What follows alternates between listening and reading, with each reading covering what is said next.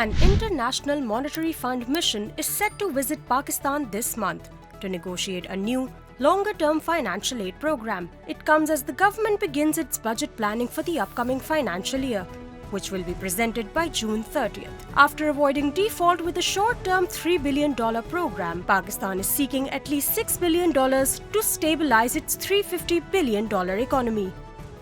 Bilawal Bhutto-Zardari, chairman of the PPP, is likely to become Pakistan's foreign minister again as the PPP and the ruling PML-N finalize a power-sharing arrangement. The transition is being coordinated with the outgoing foreign minister Ishaq Dar, who will become the deputy prime minister and relocate to the prime minister's office. The PPP's formal induction into the cabinet is expected before the next budget presentation in early June. A 50-member Saudi trade delegation led by Deputy Investment Minister Ibrahim Al-Mubarak has arrived in Pakistan. Their visit aims to explore trade and investment opportunities across various sectors, aiming to bolster bilateral relations. It also includes a Pakistan-Saudi Arabia investment conference and B2B meetings aligning with the Saudi Arabia's economic diversification goals under Vision 2030.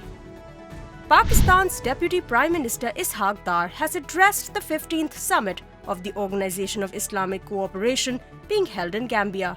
Dar called on members to devise a unified strategy to combat global Islamophobia, enforce an immediate ceasefire in Gaza, and implement the OIC's action plan for Jammu and Kashmir. Pakistani mountaineer Naila Kiani achieved a historic milestone by becoming the first woman in the country to summit 11 peaks over 8,000 meters. She completed the milestone with her latest conquest of Mount Makalu, the world's fifth highest peak at 8,485 meters. This achievement also marks her as the first Pakistani, regardless of gender, to reach this number of high-altitude summits within 3 years.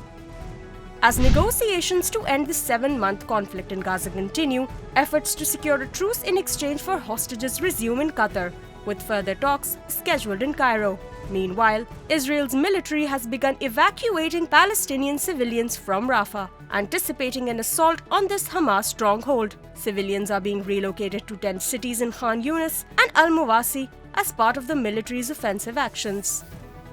The Israeli government has decided to close Al Jazeera's operations in Israel as long as the conflict in Gaza persists. Prime Minister Benjamin Netanyahu's cabinet cited national security concerns to announce the closure, involving shutting offices, confiscating equipment, and blocking broadcasts. Al Jazeera is preparing a legal response, anticipating a potential court appeal.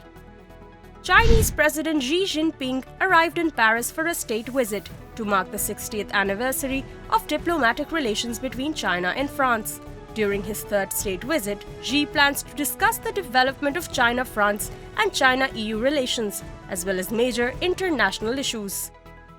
Madonna concluded her Celebration World Tour with a free concert at Brazil's Copacabana beach, attracting over 1.6 million attendees. The 65-year-old artist performed hit songs like a Prayer and Vogue amidst Rio de Janeiro's iconic landscape, featuring guest performances by Brazilian artists Anitta and Pablo Vittar.